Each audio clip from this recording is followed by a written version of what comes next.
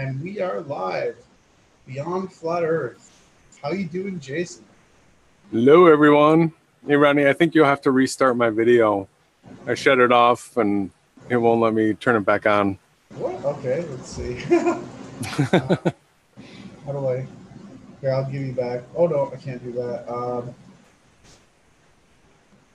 Let's see here. I don't know why it's not...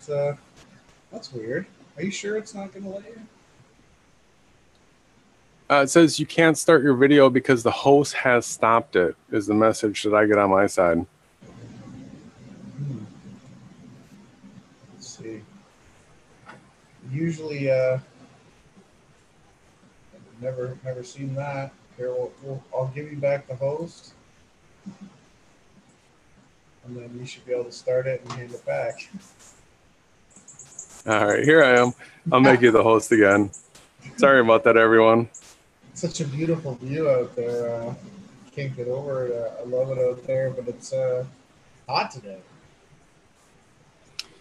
It's hot right now, but I do like this standing up setup. It works for me, and we all have our own things that make us comfortable, right? Yeah. Totally. And so you've got what you've been used to that you're comfortable with. I've got what I've been used to that we're comfortable with. And we knew going into this, coming together, working together, that we were going to have to, well, I'm in a new setup and you're in a totally new setup, figure out what works for us. So we're going to keep trying different variations, setting up a studio eventually.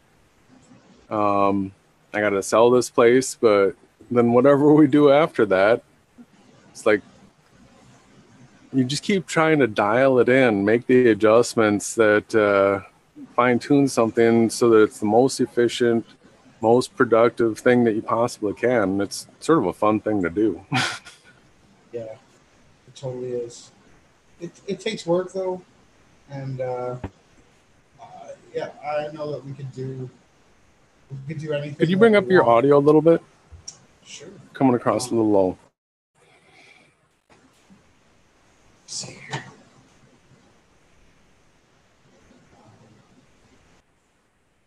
Let's see. It's really low. Let's see here. I wonder why. It was good, right? It was cranked. Is it louder now? Not really. No. 1 second. I think it's in my Zoom settings. Oh, okay.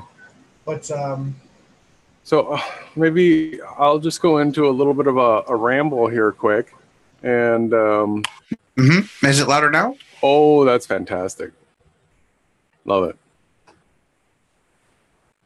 But today's topic, I sort of came up with this while I was out mowing not too long ago.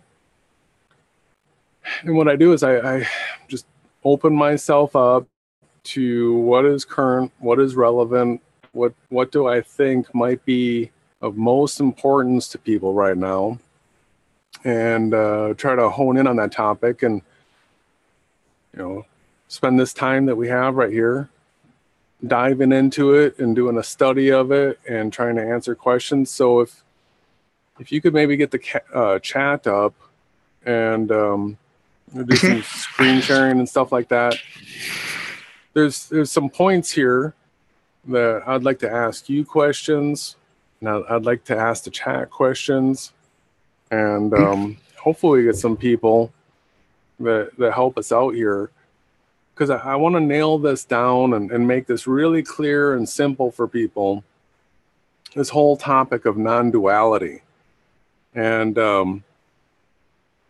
like I've told people all along, when I left the Jehovah's Witnesses and became an atheist, all right, I had fallen for scientism. I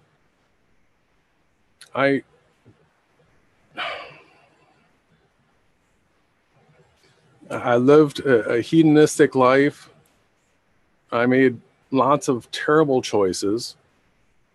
It resulted in a divorce and separation from my 2 children. So I made some terrible, terrible decisions. But what I did after that was do some deep inside work. It was a spur. It was a catalyst that, as awful as it was, and like it could be construed as sad or terrible in so many different ways, I see the tremendous benefit that came from it, because had it not happened, I probably would have never done the internal work that I did.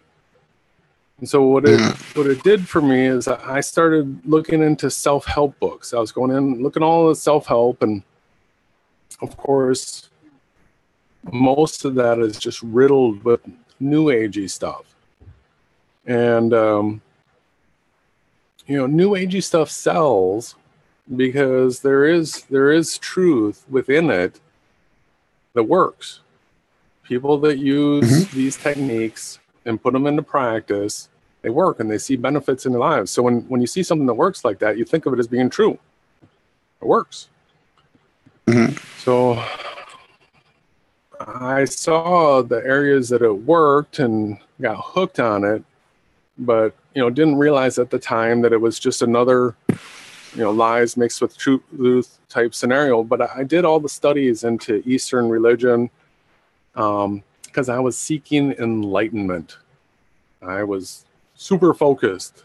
I heard about enlightenment and I wanted to find enlightenment.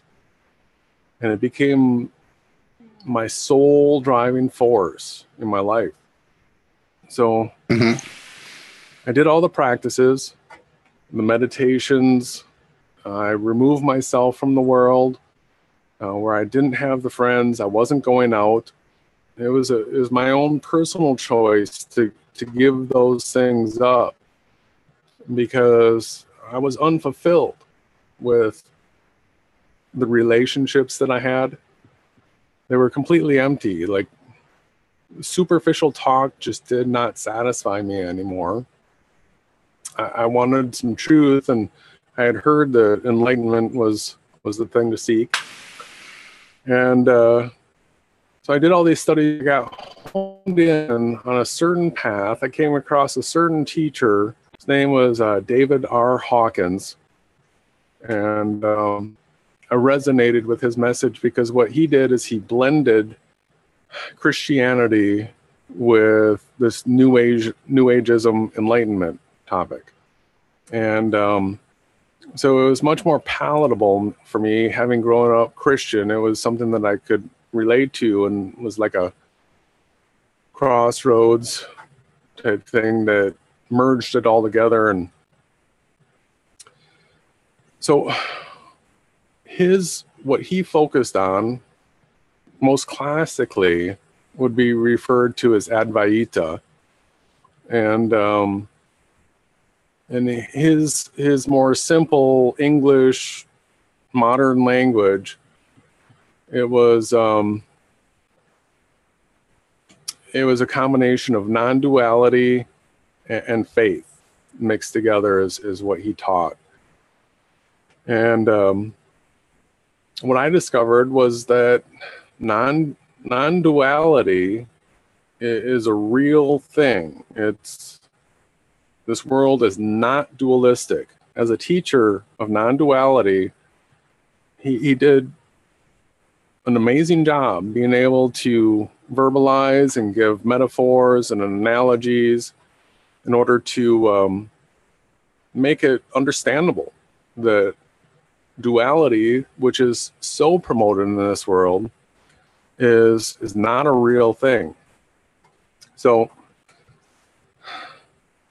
the reason why I bring this up, duality, non-duality, is because you and I have been saying that we're in a simulation, and I actually came to that realization through non-dualistic studies long before flat Earth. All right, so that should be interesting to people, right? I mean, how do you come to such a realization that you're in a simulation through that type of study? Well, I want to just take it back a couple of steps, just in case the listeners didn't hear. So you studied Dr. Hawkins? Mhm. What's the full name? Dr. David R. Hawkins. He was a spiritual teacher. He died, I believe, in 2013. That he taught Enlightenment, but not really, because Enlightenment is a loaded term that doesn't, the movie version, the book version, the version that you've gotten from the vast majority of all your spiritual teachers, as they tell you about this, like you get a light, all right? The light, it's illumination, Illuminati, all right? That experience I have never had, where there is like some sort of illumination where I see a light come on in the corner of the room that's all encompassing. And I have heard that description a number of times from spiritual teachers, but I've never witnessed to it. But what he taught as far as non-duality is concerned, it's a rational thought process that you can use logic and reason, and following that step by step, where each step you go, okay, well, this is true, this is true, this is true, always knowing that you're standing on solid ground, that this is true, this is true, you will come to the conclusion that duality is a hoax and that non-duality has to be what's taking place. So what I really want to do right now, because what I'm trying to do is get through to everybody this spiritual way of looking at this world that will bring you to the conclusion that you're in a simulation. It's the culmination of like 4 or 5 years of spiritual study for myself that I think I can sum up pretty quickly and be able to answer anybody's questions on this and help you to understand it well. So I really hope that the questions do come in if you'd like to understand this topic. What we need to do in order to come to the conclusion that we're in a simulation through this spiritual route is break down causality. And causality is something that I think the majority of people do not think can be broken down at all. That Jason's El Loco, and that this causality is obvious. All right, how could I be missing something to say that causality does not exist? So to break down causality, what you need to do is break down duality first. You got to do it in this order to make it simple and logical and understandable and reasonable. So what we're going to do is we're going to break down duality. And I don't know anybody that when I've asked them, like, how do you support the idea or notion that causality exists, Ronnie? How do you support that duality is a real thing? Duality is Go ahead. that's a hard breaker. I don't know if duality really has. So what's the opposite of white? Well, yeah, I see where you're going with this. There is no opposites. So how could you have something that was dualistic if there's no opposites? Yeah, well, the leading question is that the opposites. See, you've already heard this too many times. You jumped it. I'll show you where you jumped it.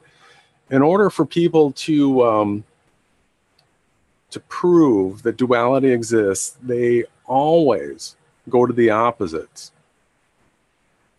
If anybody else out there has a way that they want to prove duality exists without going to the opposites, please share it in the chat. I want to hear this, and I want to study it and break it down with you, because everybody always goes to the opposites. Well, and there's a reason why. So go ahead. Well, my first thought would be, if I swing a hammer improperly and I hit my thumb, the cause would be you know, the action I created by not swinging the hammer correctly caused me to hit my thumb. So that would be the only. We're gonna break down cause. So I'm gonna take this a little bit deeper, because I don't think I've really, with Ronnie, broken down cause yet. I've broken down non-duality, but we want to break down cause and effect, causality.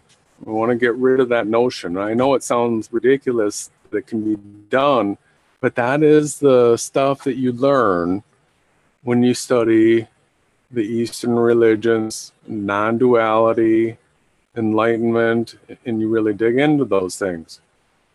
So as far as duality is concerned, people always go to the opposites as the reason for why duality exists. So what we're going to do right now is destroy the notion that opposites exist. It's ludicrous. All right, so Ronnie, if you could help in this section, and chat, please. I would like to have your help here. If you can think of something that you think is an opposite, I would like to address it here right now and show you how it's not. And it's really, really simple. But Ronnie, could you tell me what the opposite of a painting is? No. How about what's the opposite of grass? I can't come up with an answer there either. No, I mean, what's the opposite of a toilet?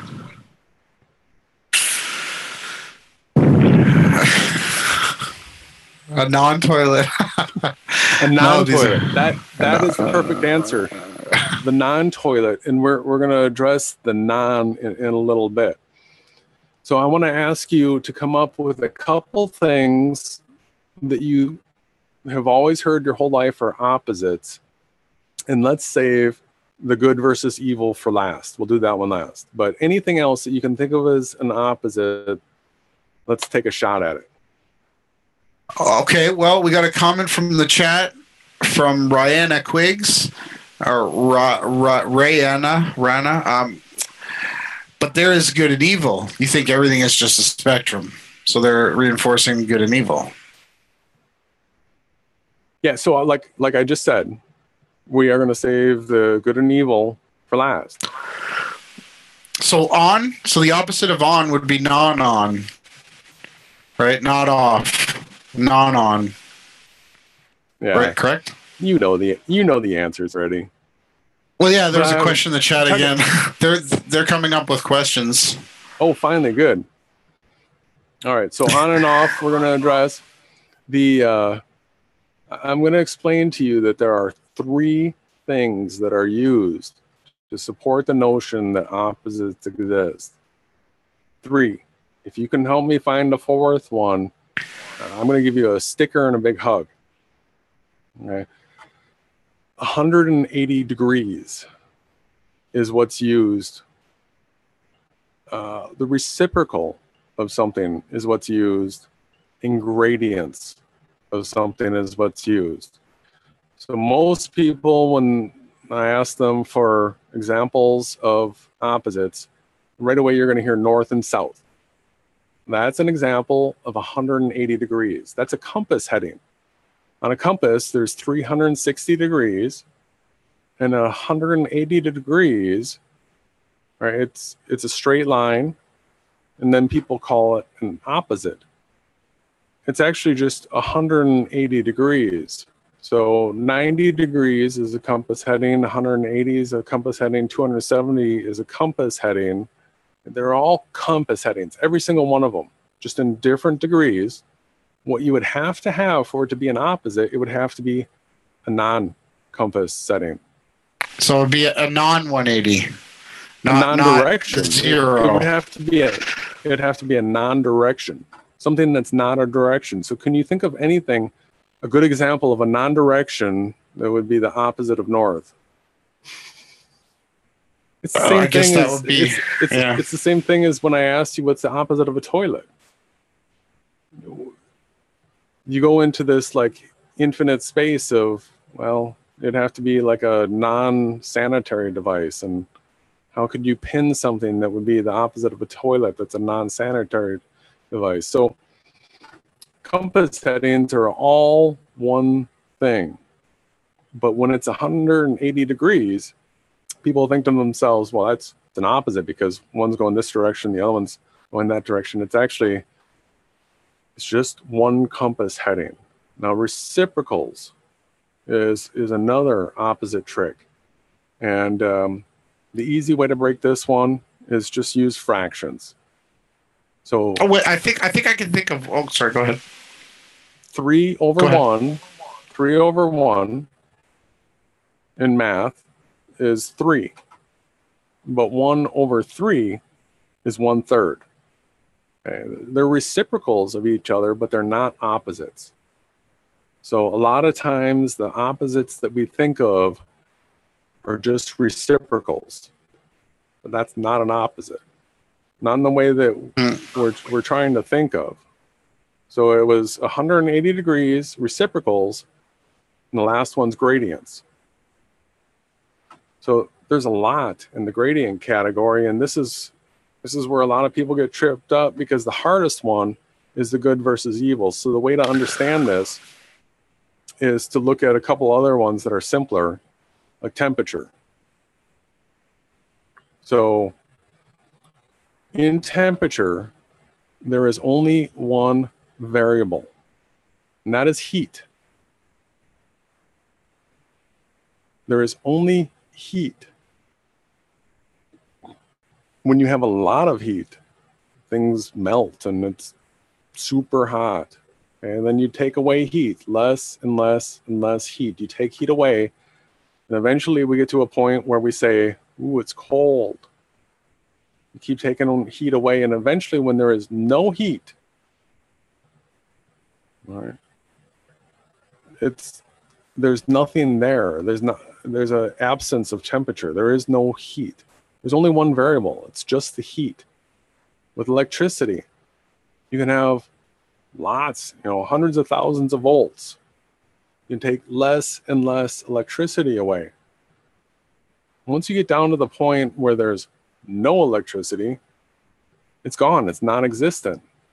There's not an anti to electricity that you can hook up to a wire and it'll take light out of a bulb that does its opposite. It's a non-existent thing. There's only the one variable, the electricity. So then the good versus evil, which is the trickiest one of all, is to understand that the one variable is love. And that love in its highest form, its purest form, that of which our Creator manifests, the highest possible level of love, sets the bar, sets the threshold. That is the maximum amount. Then as you take that away, less and less and less and less, as you step down through that ladder, you're going to go through plateaus where you had Yahushai, who came and died, who sacrificed himself for our sins, to buy it back, to redeem us, to be able to buy back eternal life for us, which humans, the creation, lost by breaking the Creator's rules. So he sets the bar as far as the maximum amount of love that there exists. And then as you step down the popular terms in society, at a very high level, you would think of the monks and the saints and the people that have sacrificed their entire life, that have unconditional love, that give everything that they have for love and truth, which is a very, very, very, very small group here on Earth. And then as you step down further and further, you get into good people, the ones that work hard, that take care of their family, that have positive goals and aspirations, that live by the rules and don't harm other people. And that's still an extremely high bar in the world that we're in right now, because that is still a very, very small group. And then as you keep reducing the amount of love, less and less and less, eventually you get to the tipping point between what is positive for life, that which is pro-life, and that which is anti-life or negative life. So there's a tipping point, and that is the level of truth and falsehood. So those that are for the truth, if you stand for the truth, you're in the positive still energy field. But this is where that that scale, that gradient, there's relativism as far as the way each one of us individually see a thing, and then there's also an absolute way of looking at it that's definable. And so what I'm trying to do is get people to hone in and look at that point that's absolute and definable, the tipping point between a person that has given up lying, cheating, stealing, manipulating people for profit, and they'll sacrifice that to be that better person, to be the way the scriptures teach us to be.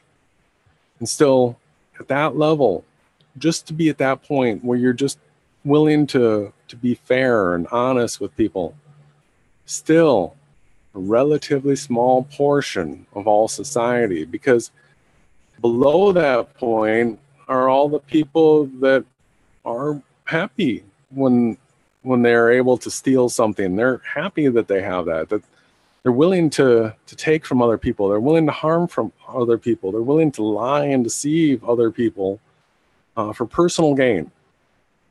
So this becomes a lower and lower negative energy, and then you descend through things like anger, which is still a relatively powerful lower quality energy. And then there's all the jealousies, and really at the lowest of all the energies is shame. And shame is like a repugnance of that which you are. And so the idea that you were created by a creator and you're repugnant of it, you are defaming the creator. It's such a low energy. It's right below death, which would be no energy. Once there's zero energy left, zero love from the creator, there's nothing left for life to exist. So it's all a gradient scale. And then what we do as individuals is we isolate certain areas on that gradient scale, and we call this side good and we call that side evil.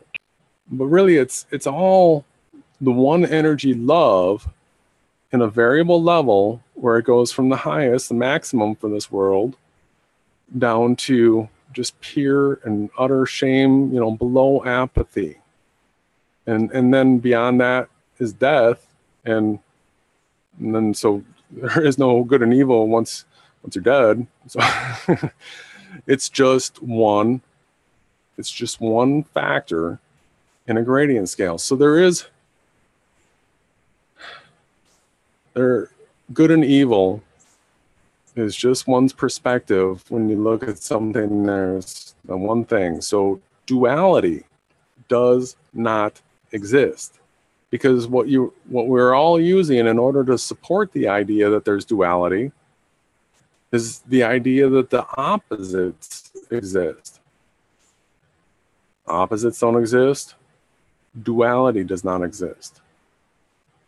So then the big question becomes, well, what does it mean once you know that there's not two, there's just one? The reason why this is important, I'm going to grab a drink here,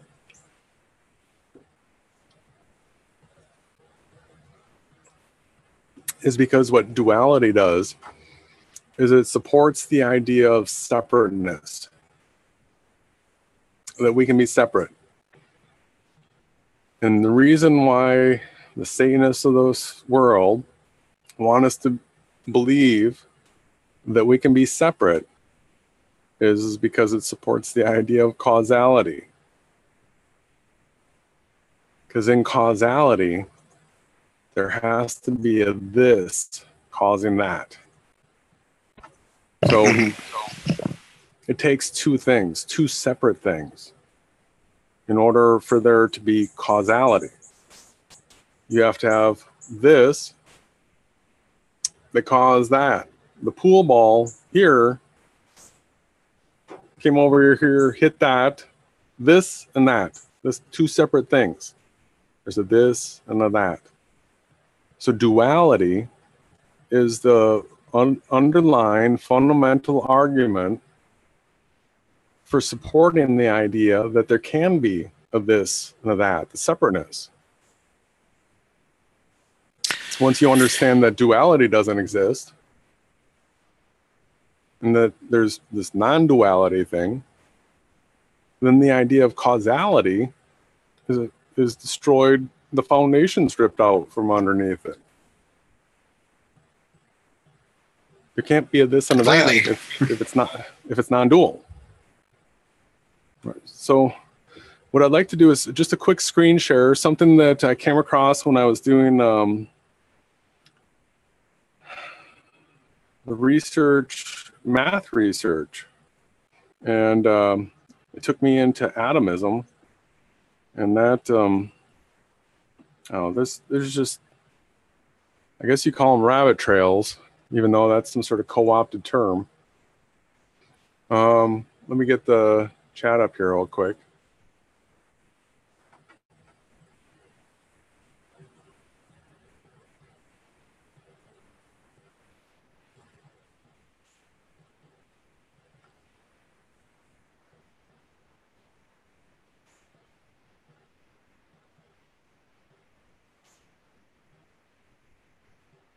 Where is the chat? There it is. So hello to everybody in the chat. If there's any questions, everybody, I would love to field them now. I'm covering some non-traditional flat earth type stuff right now. And most people will hear us talking about, the Christian aspect of things. So I had gone off the beaten path for a while and went down this road, but there was truth to be found in it, and I just wanted to share this again with people quick. And so under this topic of Greek atomism, hey Ronnie, when you hear the word atomism, what do you think of? Little tiny dots. Yep. And then what have you heard that those dots can do? Just about everything. They can blow up. Nuclear bombs, right? Mm-hmm. So they create, yeah. Yeah, and that's the mass of what we are, right? Greek atomism. So I just want to read this. This is from Wikipedia here. Let me make this a little bit larger. This probably is too small for people to read.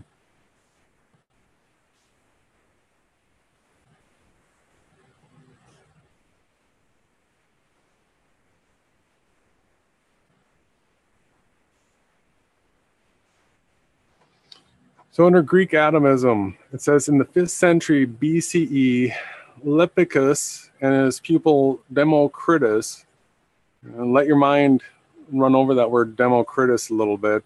I think it's a word is still in use today. Proposed that all matter was composed of small indivisible particles called atoms in order to reconcile two conflicting schools of thought on the nature of reality. On one side was Heraclitus, who believed that the nature of all existence is change. On the other side was Parmenides, who believed instead that all change is illusion. Parmenides denied the existence of motion, change, and void. Sounds crazy, right? He said he believed all existence to be a single, all-encompassing, and unchanging mass, concept known as monism, and that change and motion were mere illusions. This conclusion, as well as the reasoning that led to it, may indeed seem baffling to the modern empirical mind, but Parmenides explicitly rejected sensory experience as the path to an understanding of the universe and instead used purely abstract reasoning. Firstly, he believed there is no such thing as void, equating it with non-being. All right, this example is incredible. It says, i.e., if the void is, then it is not nothing. Therefore, it is not the void. That one sentence right there is so powerful in logic and reasoning. Contemplate it, contemplate it, contemplate it, until you realize that there is no denying that statement. If the void is, then it is not nothing. Therefore, it is not the void. This in turn meant that motion is impossible because there is no void to move into. He also wrote, all that is must be an indivisible unity, for if it were manifold, then there would have to be a void that could divide it. And he did not believe the void exists, which from that one statement, it's obvious to the reasoning mind that it cannot. Finally, he stated that the all-encompassing unity is unchanging, for the unity already encompasses all that is and can be. Now let's go on to Democritus a little bit. We'll find out what the popular view of this world is. We'll see who won the argument. Democritus accepted most of Parmenides' arguments, except for the idea that change is an illusion. He believed change was real, and if it were not, then at least the illusion had to be explained. He thus supported the concept of void and stated that the universe is made up of many Parmenidean entities that move about in the void. The void is infinite and provides a space in which the atoms can pack or scatter differently. The different possible packings and scatterings within the void make up the shifting outlines and bulk of the objects that organisms feel, see, eat, hear, smell, and taste. While organisms may feel hot or cold, hot and cold actually have no real existence. They are simply sensations produced in organisms by the different packings and scatterings of the atoms in the void that compose the object the organism senses being hot or cold. The work of Democritus only survives in secondhand reports, but some of which are unreliable or conflicting. Much of the best evidence of Democritus' theory of atomism is reported by Aristotle in his discussions of Democritus and Plato's contrasting views on the types of indivisibles composing the natural world. So I'm sorry that was a little bit of a read there, but I think the whole thing was pretty important.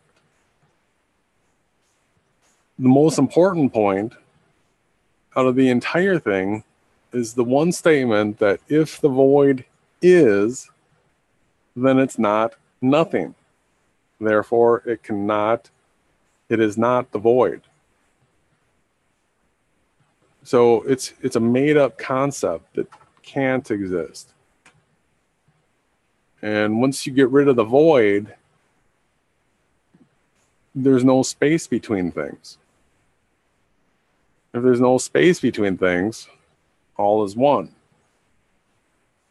So this is the mental ramblings of a person that does deep insight research. And you get to paradoxes.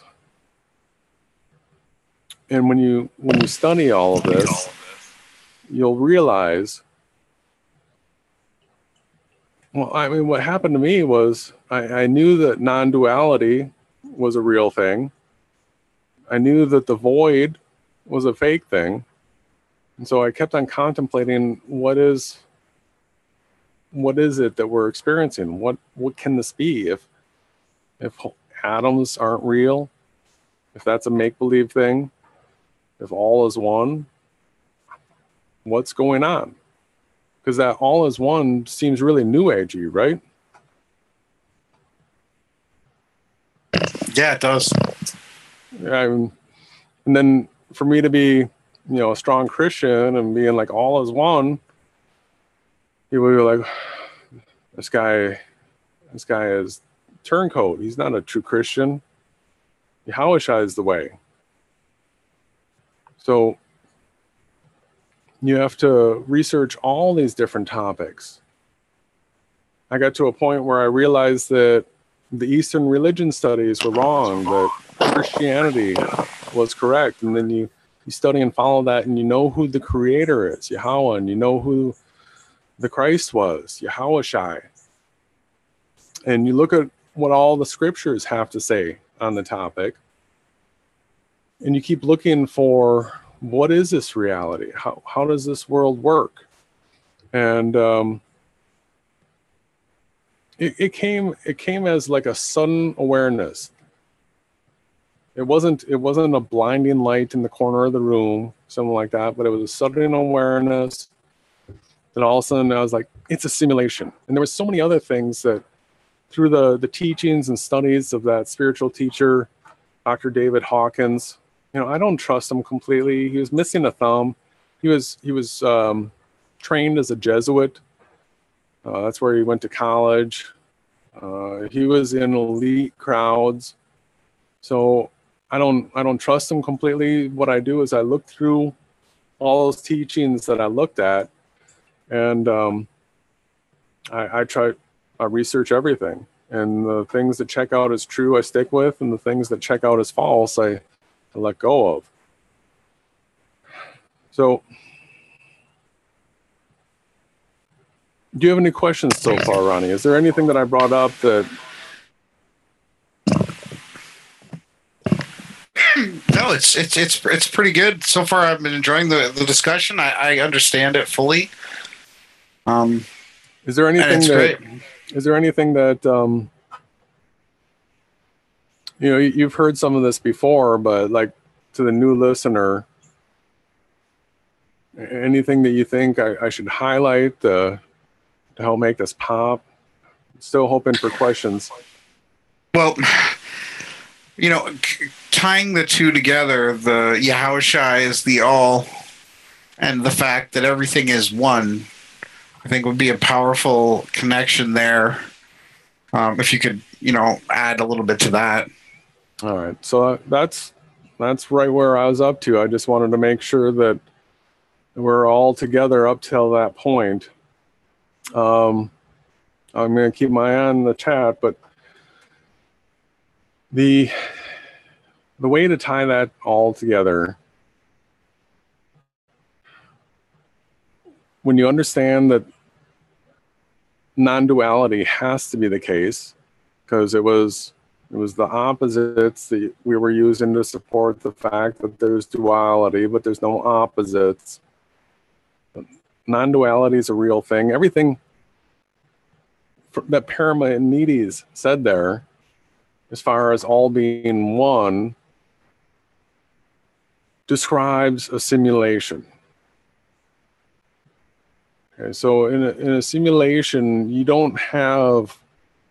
there aren't borders and boundaries. Like, everything's just being rendered at a certain resolution.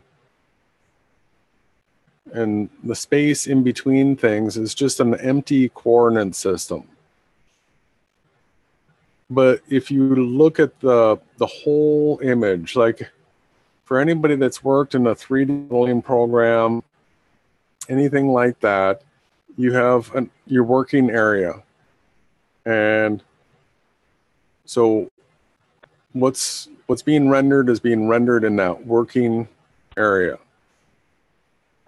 Every pixel that shows up on your screen is pinpointed based on a coordinate system. Like on a computer screen, we're working in 2D coordinates. In holographic projections, we're working in 3D coordinates. we know we're in a 3D world.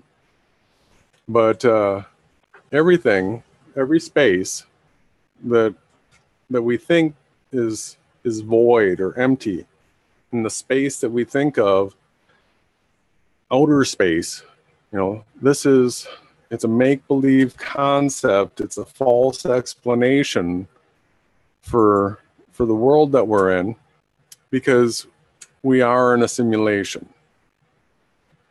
You can spot this. You can notice this if you look real closely at the moment of now.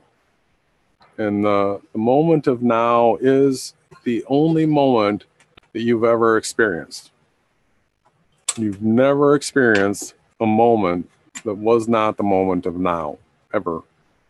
Because even when you're thinking about the past and the future, you're always doing it in the now. That's a powerful thing to consider.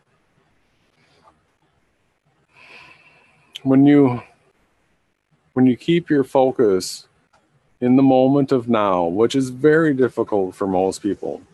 People are almost always trying to plan for the future, and then if they're planning for the future, they're thinking about things that happened in the past, and they're using the things that happened in the past to try to plan for the future. All of that is happening in the moment of now, but you're not actually thinking about what's happening in the moment of now. You're thinking about this future thing, and you're thinking about the past. I want people to really focus in on what's happening in this moment of now, right now. Well, I could add in there. All great things that happen, excuse me, in this reality, all things in this realm that I've ever achieved at a higher level of consciousness or to any level of higher skill, I had to be in the moment of now.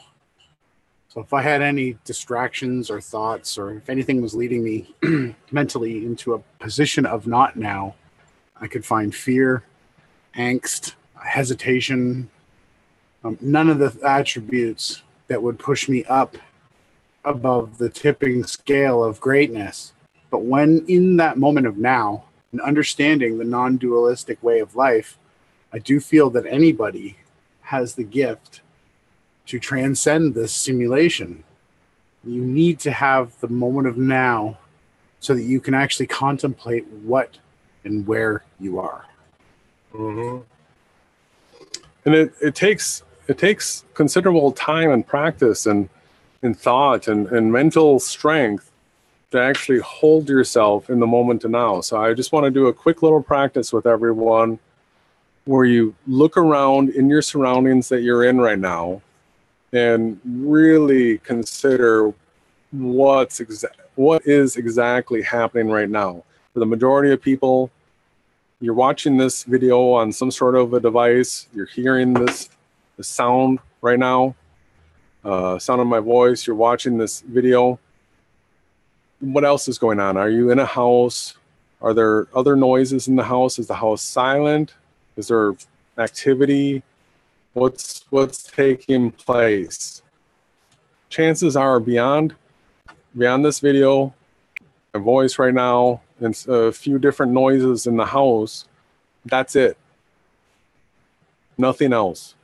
For you, nothing else is happening right now.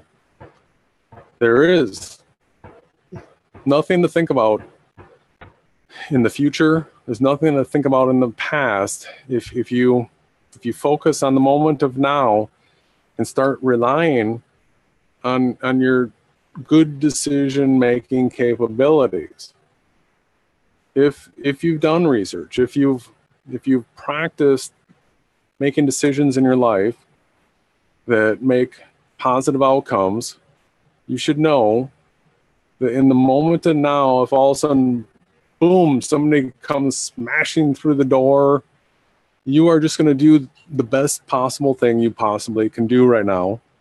And boom, that's it. You can't, if you were to sit there and try to imagine all the different scenarios. You would be sticking yourself in some future time period, not paying attention to now. So you have to just live in the present moment, knowing that you're just going to react the best way you possibly can. If you can get yourself in that space where you are not thinking about the future or the past and just being and being content with being. See, that's the thing, is the ego is not typically content with just being. It wants to make stuff up all the time. It imagines possible scenarios in the past or in the future from things that have happened in the past. It's constantly busy with all that kind of stuff. And you'll note that we are constantly being programmed to be in fear, and that puts us in the past and future. That takes us out of the now. Fear does. We get into the scriptures, how having no fear is essential once you know that you're in a simulation.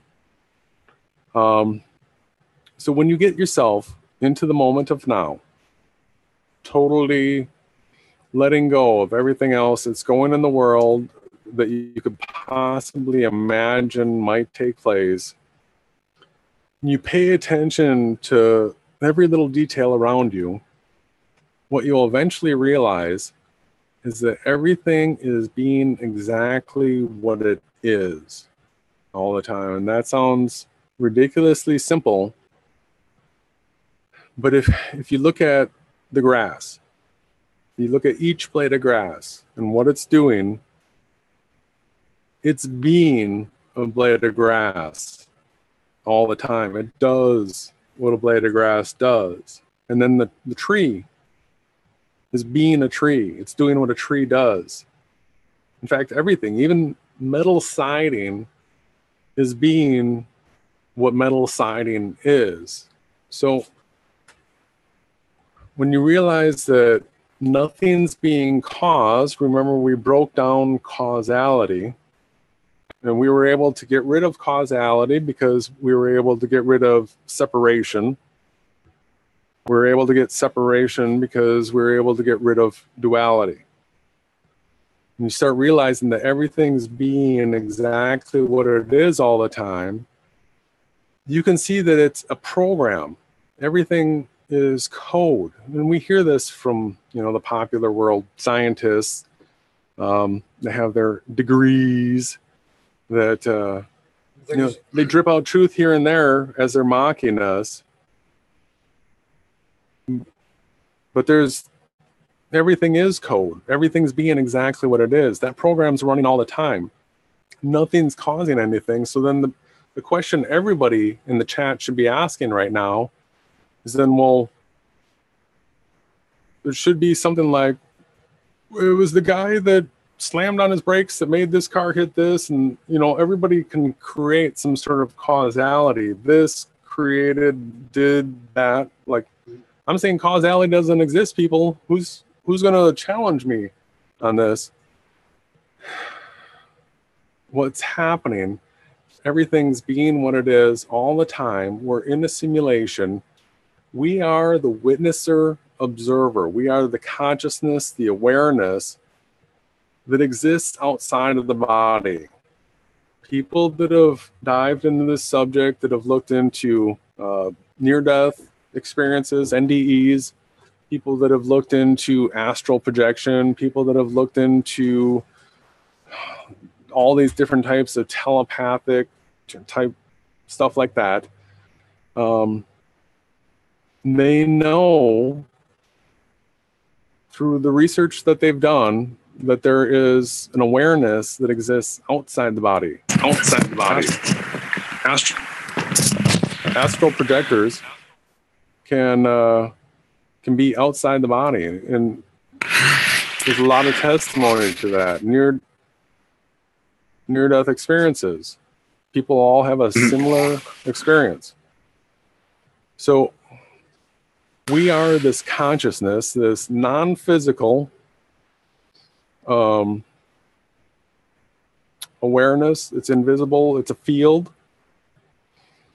And And everything in our life is happening as a result of what we hold in mind, what conclusion that awareness comes to. So when we are the witnessers of the content, it's like a movie playing on the screen for our eyes. When we're driving down the road and the car cuts across, does some wild swerve through the lanes, and an accident is created or something, we say, well, that guy did that, he caused the accident. Everything was happening as a result of that which each individual thing was and the decisions that it made. And I don't know, Ronnie, if you could move the screen over so we could see the chat a little bit. Yeah. I was just making your picture larger. Oh, thanks. I'm just trying to hope for some questions here. We witness all that, and we are the decider of what happened. We decide the context. We saw all those different events, and we construed a story in our head, some narrative. We wrote the script to what we witnessed, and that's what we believe. And then all these things, the stepping of your foot on the brake or the gas or the turning of the steering wheel, if you can really, really, really focus to the exact instant now, where you're getting like to the 10,000ths of a second, you'll start to realize that all these things are happening of their own. Look at body language. When you watch a person walk around and they twist their body and they move their head all around, what they do with their hands, the shapes that they make with their face and all that kind of stuff, how much of that is something that the person consciously did? It's often a small portion. A lot of it just happens naturally. The body, I shift from one leg to the other. My hands come up sometimes. I twist my head around a little bit sometimes. I'm actually the consciousness. It's sort of like back behind that third person perspective, witnessing and observing. And I'm often asking myself the question, like, what's that body doing? Why is he moving that way? Why does it do that? But the only way you can get into that seat where you're seeing from that third person perspective like that is to get yourself really, really, really in the instant of now. But when you do, you'll see everything's manifesting, and that each person is their consciousness, their witnesser, observer. They have a script running in their head as to what they're witnessing. They're creating a narrative on the fly, and then they're making decisions. And all we are decision makers. We go from one decision to another decision to another decision. We're choosing decisions. And as we make those decisions, we watch the world unfold in front of us. And we're all doing that live. And the resolution of this world is such that when you put a pin into your finger, like instantly, like as it goes in, you're like, ow. Okay, so we have these bodies that hear, see, feel, smell. We have our sensory inputs to this world. From those sensory inputs, we're interpreting those data streams. We're putting a narrative to it. And then the ego is saying that is you. That you did all that. Well, we do have we have a couple of comments here. Yeah, let's get into Enslaved by Media. He says that he is in the mindset 24/7 of watching the world. Do you have any comments you want to make on that? that's the contemplative state that the spiritual teacher that I followed highly recommended. It's probably, it is the best state that any person can possibly function in this world. To if you can take the practice of meditation, of being able to clear yourself out and have, if you can get to the point of silencing all the voices that you hear and get mastery of that control, and then to be able to get yourself to stand up and go into like what they call a waking meditation or a deep contemplation. If you have the right career, you know, not all jobs are suited for this, but some of them have monotonous tasks that once our bodies are trained, the body just sort of seems to go about doing the task without needing to be told what to do. And the entire time you can be in this deep contemplative meditative state. It's ideal. This is where the truth is found. It's a place where you're doing constant double checks on everything that you've ever been taught. It's assimilating all the knowledge that you've ever acquired, and you know, rendering through it in a way that the context checks out across the board. That's all I've been doing for the last, I don't know, 6-7 years. And I'll add that, like, since you've been here, we've had the computer problems. We've been trying to get you up and running, and I haven't been putting out, you know, videos other than the hangouts that we've been doing. And I could have been, but at the same time, because of this knowledge of being in a simulation, I have all my rendering capacity, all of everything that I'm thinking about and holding in mind, I've got completely focused on this August 21st event coming up, the Great American Eclipse, because I know how things manifest in this world, and I want to put all of my rendering processing power towards manifesting of a rapture event.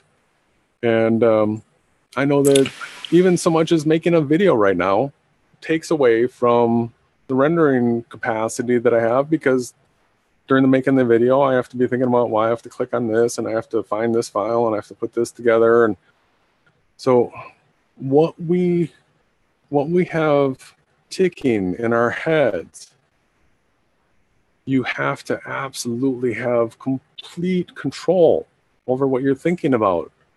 In these last days right here, everybody that I come across, it seems to bring up the idea that time is moving incredibly fast. It seems like we just go from the cup of coffee in the morning now to all of a sudden it's mid-afternoon, and next thing you know, it's time to eat and the day's over.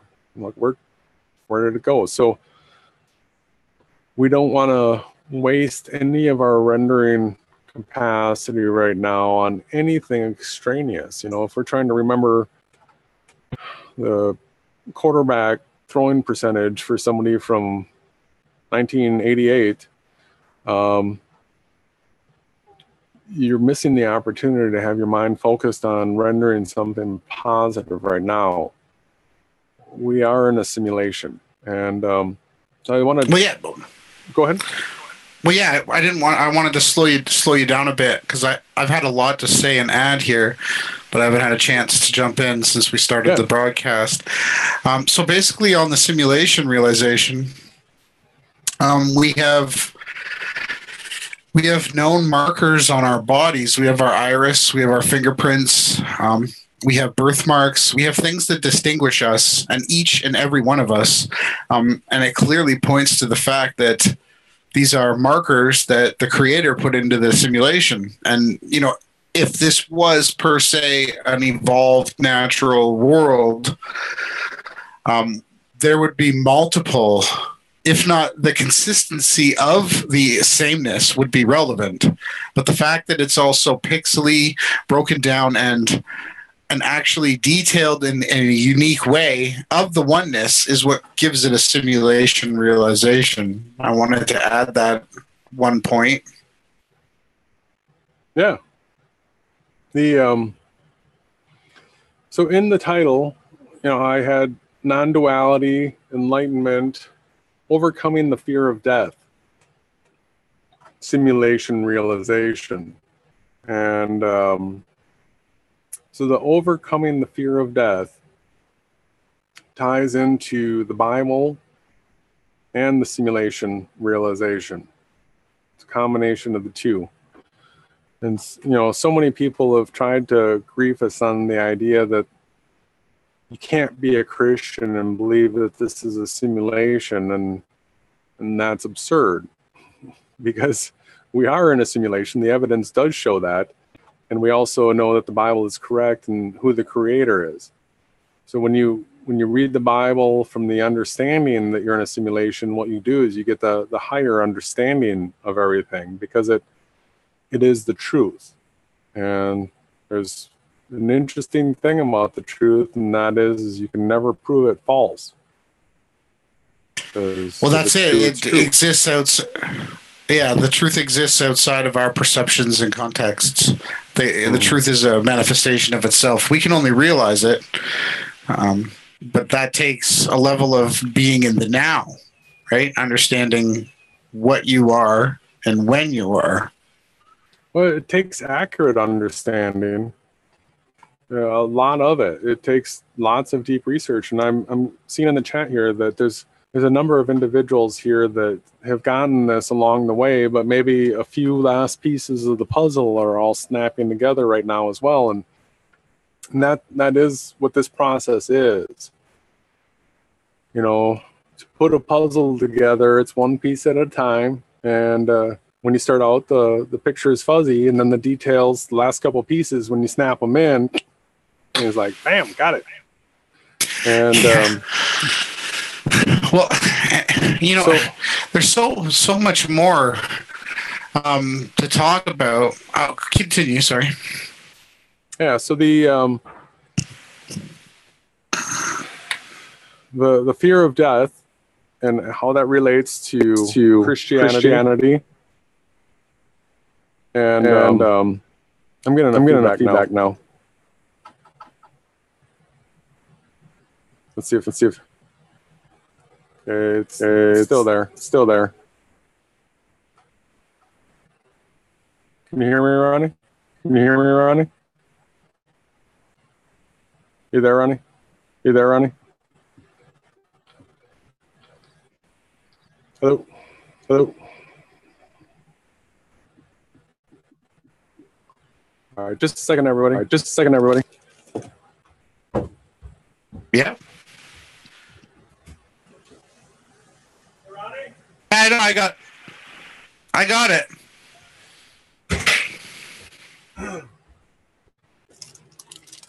Yeah, I know it went down. It went down. I pulled it. I unpulled it when I sat up in the chair here.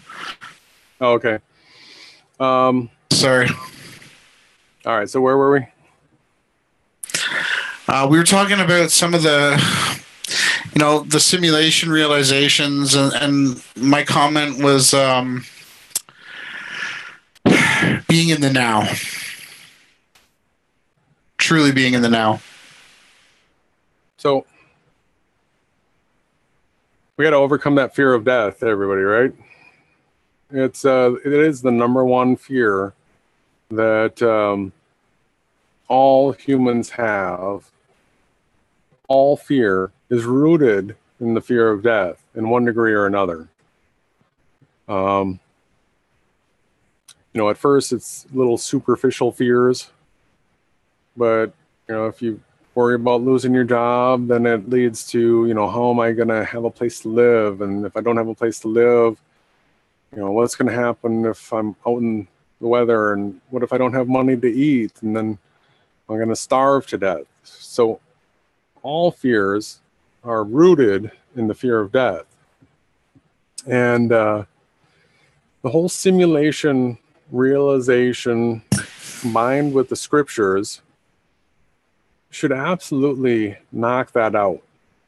Now, through the research that we've done, we have come to observable things that we can show people that prove that beyond a shadow of a doubt, we are in a simulation. And that is, you can take a P900 and you can film sunrises and sunsets, flat earth photography in that awesome clip that you created, the intro, just had this amazing footage of the sun parting a cloud, just slicing it, cutting through it.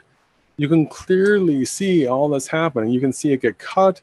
You can see the half of the cloud on the near side. And then as it comes back together, you see the cloud rejoin itself together. And when you see that type of stuff, it is beyond obvious that with the sun being in your 3-mile view radius, cutting through clouds that you can see in your circle of sight when you're standing on the ground, it's done. You are in a simulation. There is no denying that fact anymore.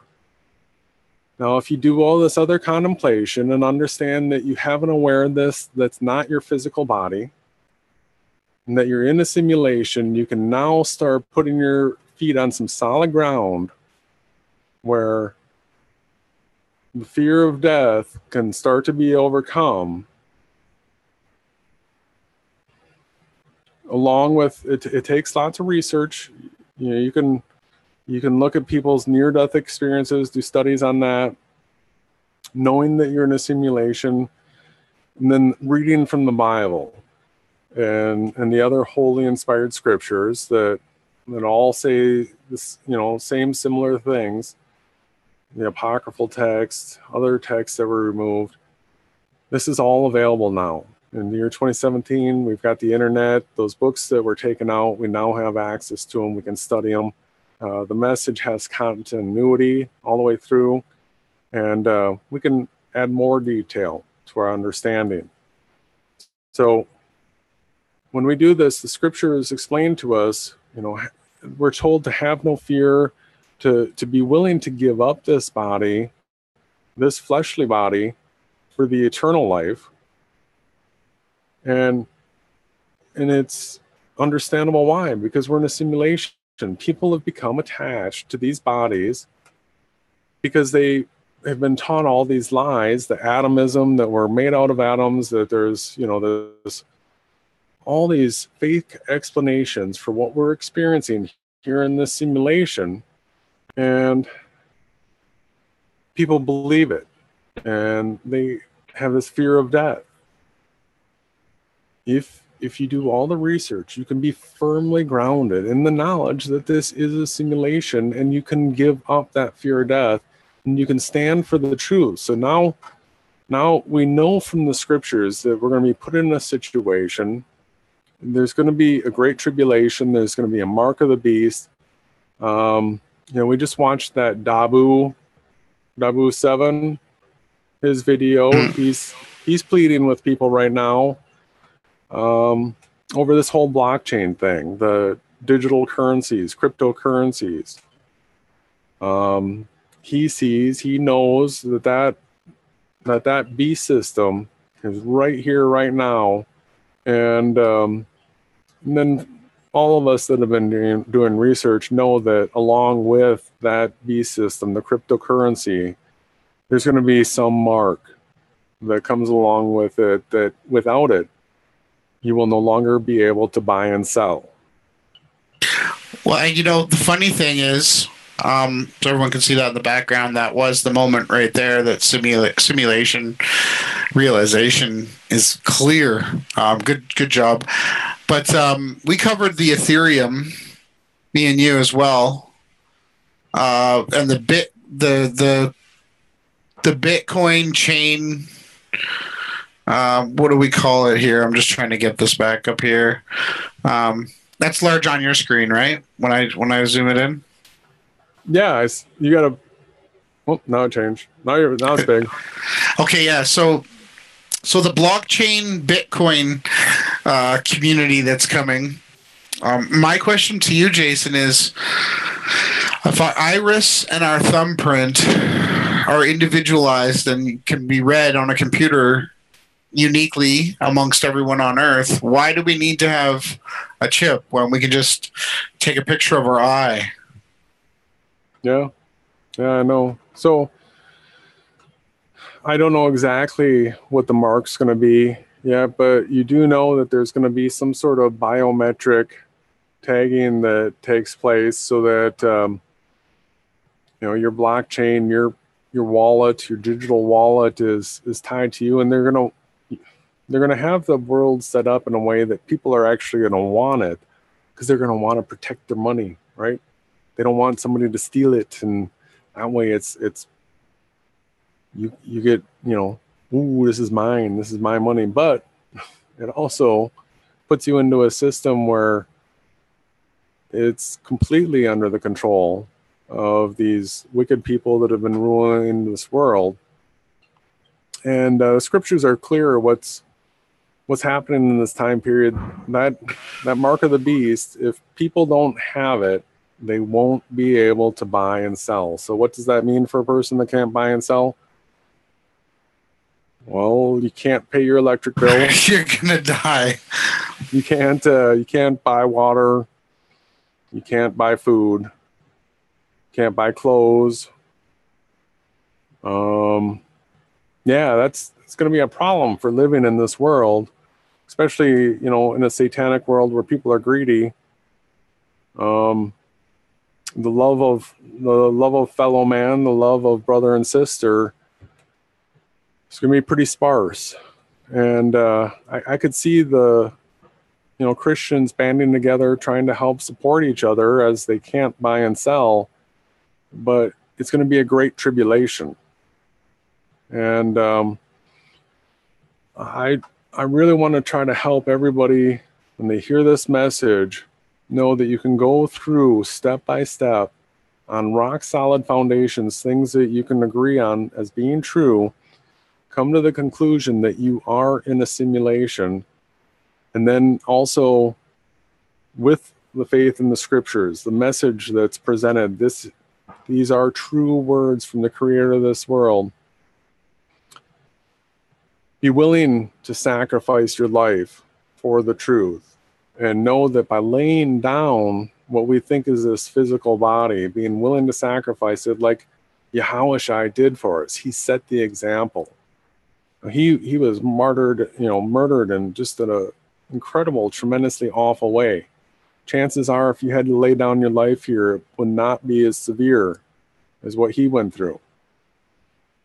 But know that for a couple of minutes, you could go through some pain, some agony. But the dying process doesn't last forever, people. And we've all gone through horrible things for at least a few minutes before. All of us. I mean, is there a person out there that can say, I've never experienced a few minutes of horrible, horrible pain? I doubt it. So if you could made it through that and you're still here, just know that people don't die forever. It's usually, a few minutes, and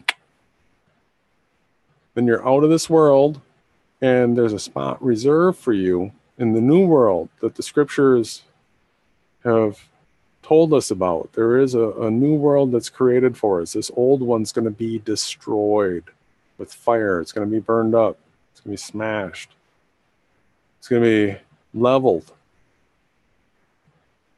Full reset, complete wipe. If you know computers, think about the seven pass, complete wipe.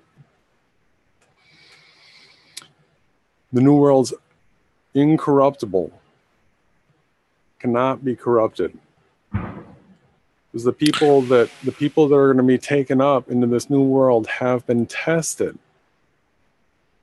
And so laying down your life for the truth might be your test.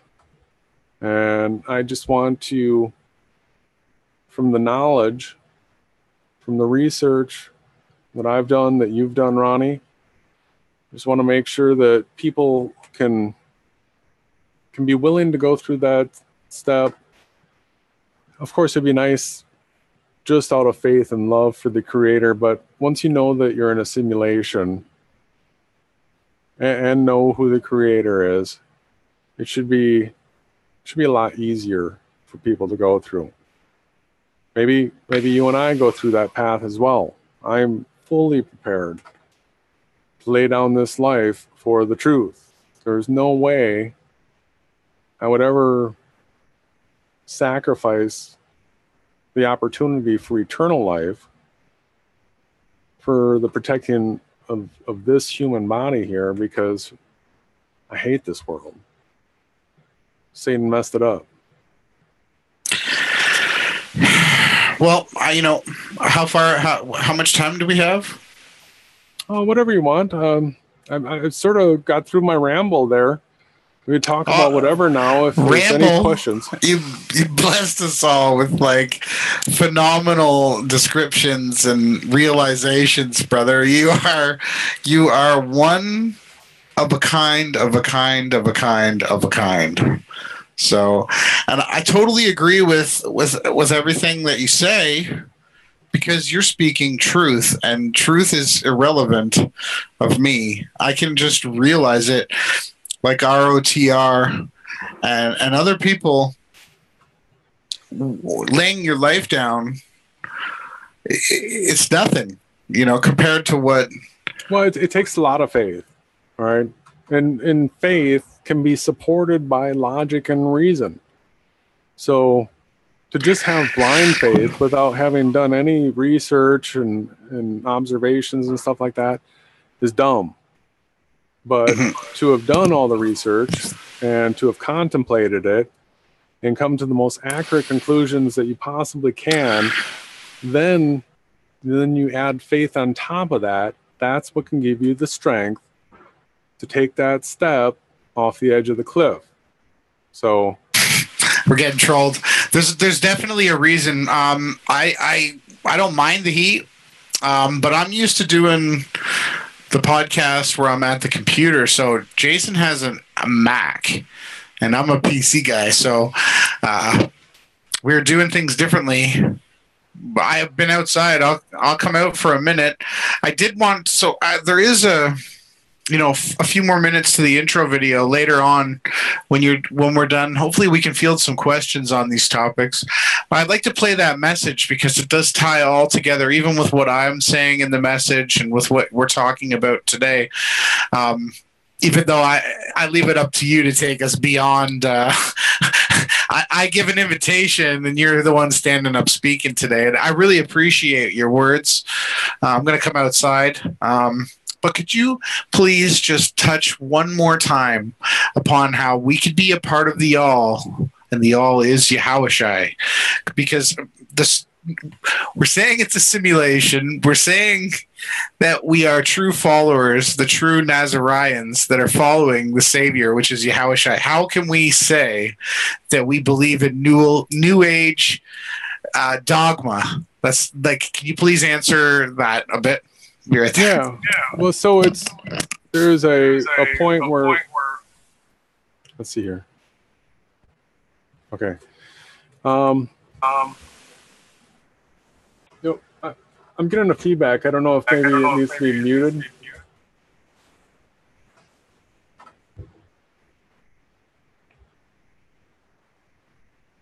Hi, John. Yeah, we're out in the country here. It's just a humble trailer, nice porch, but it's it's like 103 degrees right now, and it's a little warm. But I've been in Texas and love the heat. Ronnie's lived his whole life in Canada, and this is a little overwhelming. Plus, I like having a stand-up desk, and that's sort of unusual. So we're trying out a new setting where he's working from inside and I'm working from outside, but switching it up. The question that Ronnie had posed as to how this whole new agey, there's only one, right? Non-duality. Once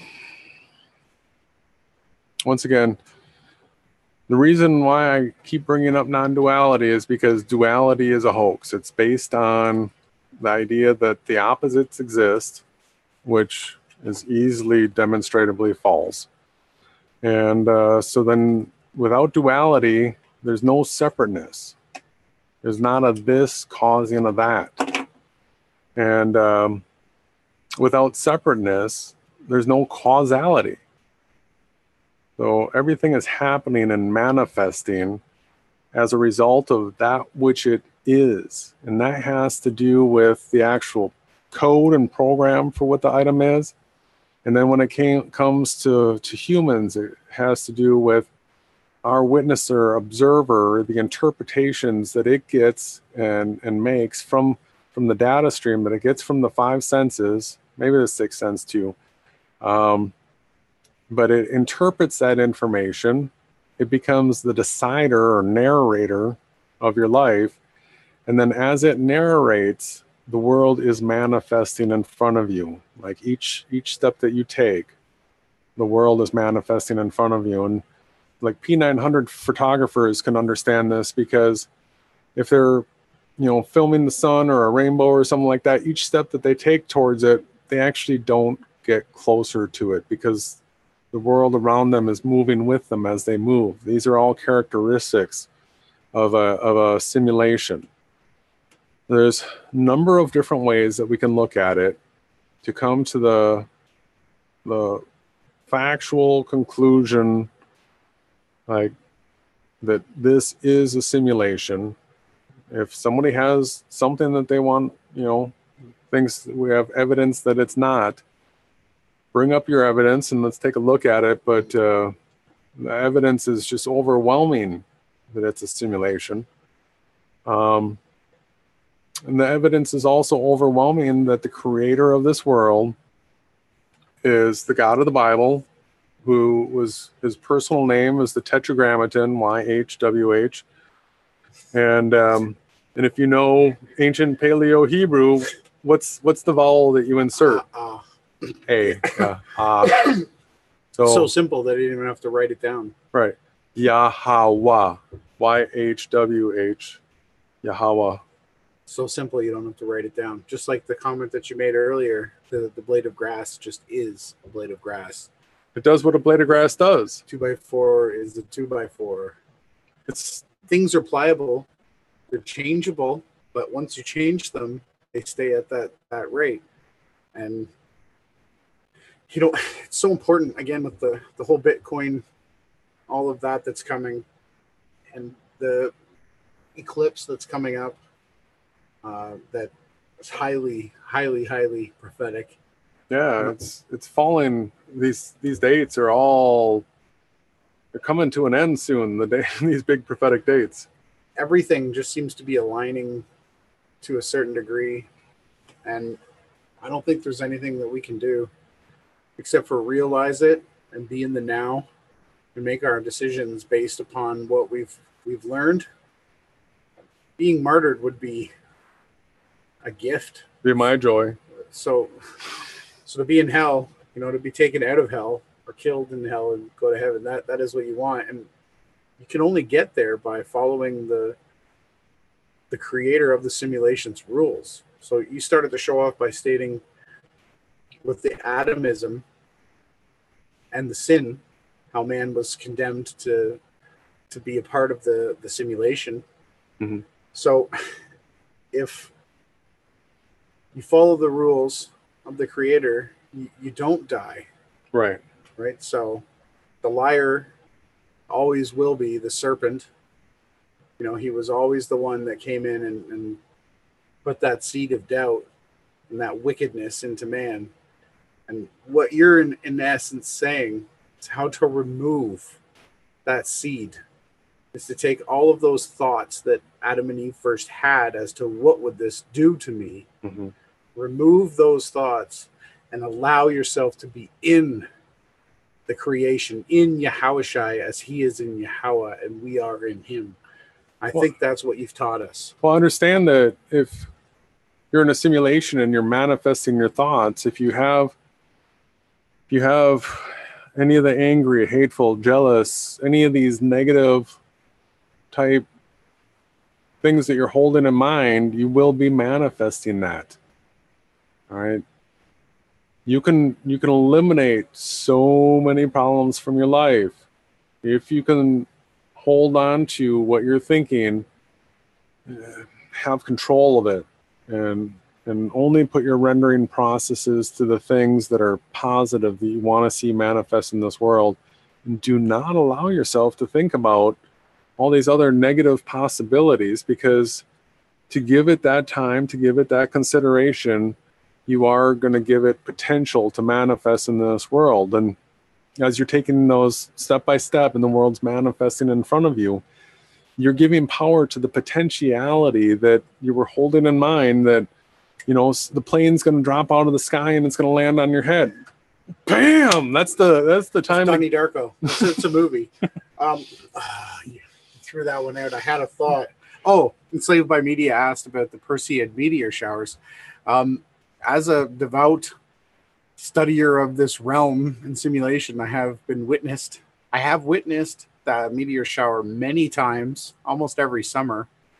Living way up north, it almost feels like the stars are a quarter of the height that they are up down here, or I guess I would say over here on the plane. So interestingly enough, though, Enslaved, the Perseid meteor showers, that could have been what St. John, the apostle, was seeing in his revelations. He might have been seeing that prophetically line up with the stars shall fall to the earth. Maybe, we don't know the translation. I haven't read that Sanskrit yet, but it could be prophetic to have the stars falling right now, lining up with the eclipse, moving on to the rapture event. And I am going to manifest that, not just for me, but I also have, my mother, she actually is a rapture fan. She prays every day that she could be raptured by Yahushai, and she had no qualms with the name, did her own research. And I guess I'd like to ask for everyone else out there, friends and family and the people that are watching in this chat, have you taught anyone or spoken about the Creator's true name? Jason has given us so much great evidence. Mike from Flat Earth Photography just gave us a picture, and this is a message to Lori Frary. I caught a minute of her show yesterday, her and Lawrence and that. John. I saw that they had a show, but I didn't get a chance to check it out. I only watched like 2 minutes of it. They said that we are incapable of coming up with a model of reality. We're incapable of coming up with a map. And she said if she sees one more time the clouds behind the sun, she's just going to lose it, because she thinks that it's an absolute ridiculous of a joke. And all I have to say is I'm going to keep sharing that footage. Jason's probably going to share that footage. Anybody that says that there are not clouds behind the sun is an idiot.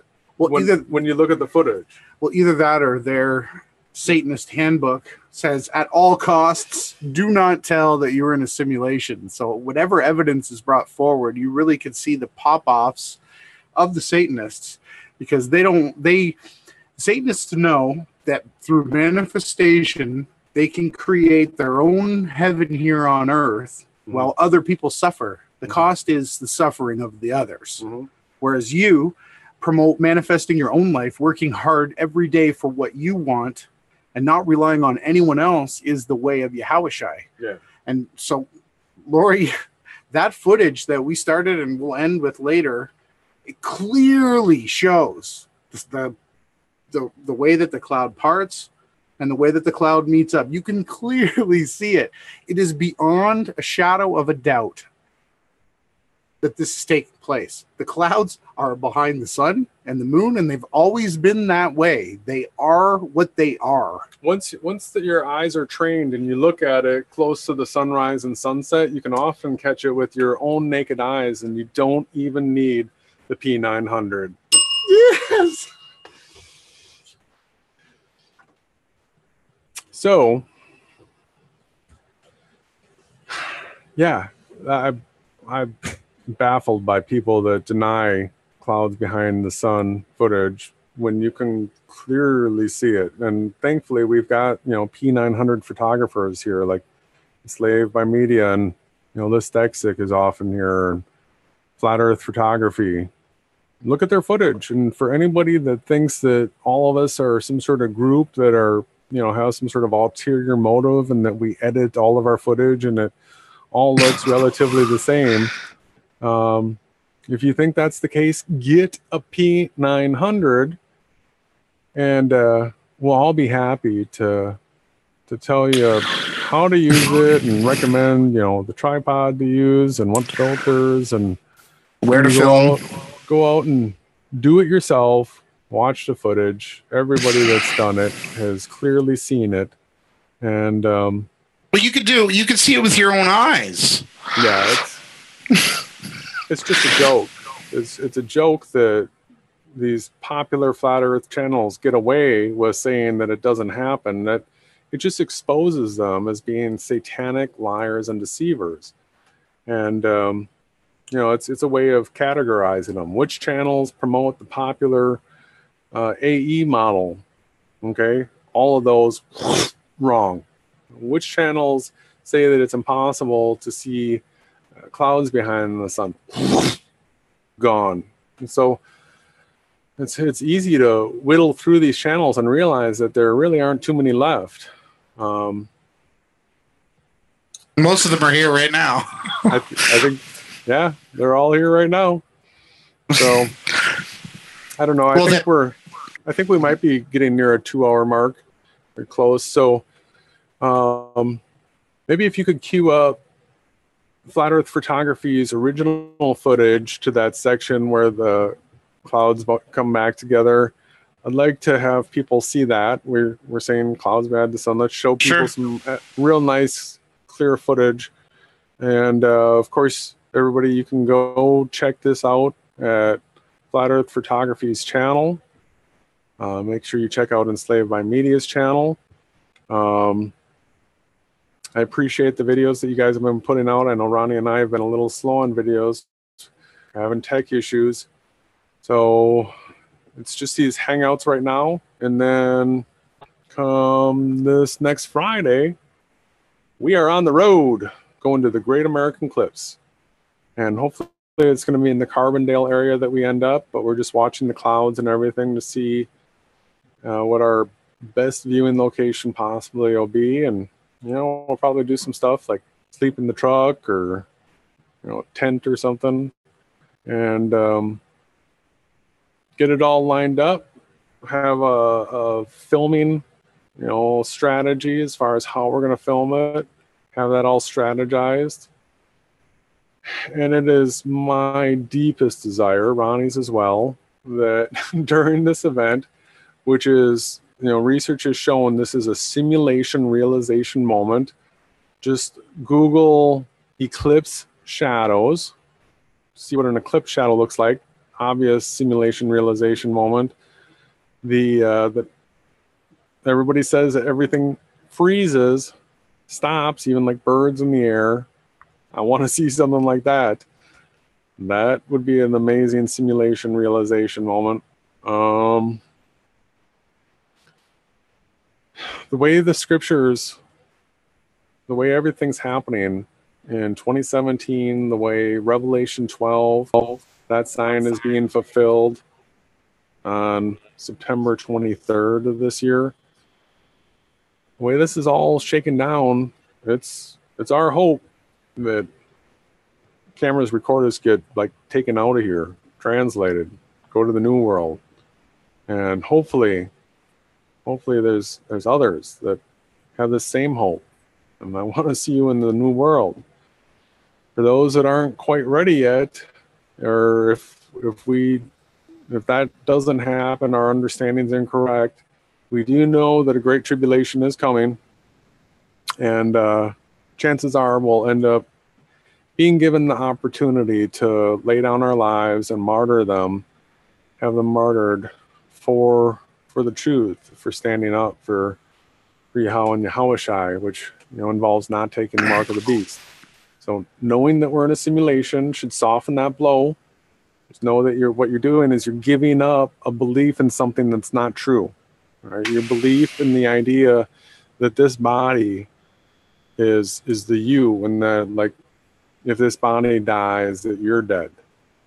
So you have to give up that belief system, be liberated from it, and then you'll have yourself a quick and simple death, and find yourself in the new world, which is we've been told from the scriptures is going to be way better than this one.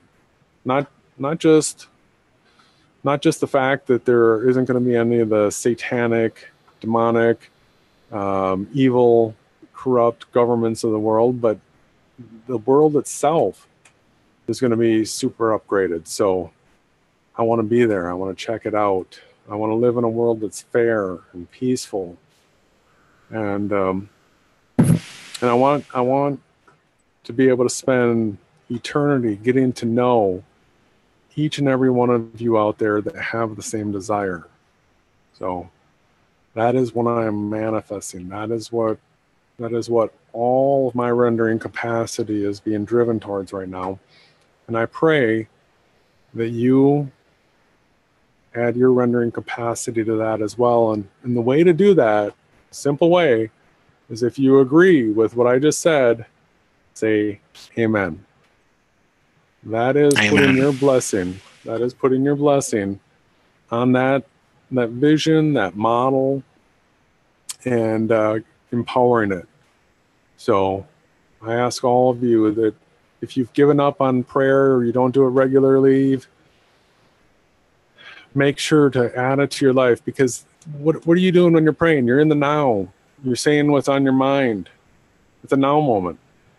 And we're in a simulation. The way things manifest is through our word, our spoken word, our written word, through our actions of our body.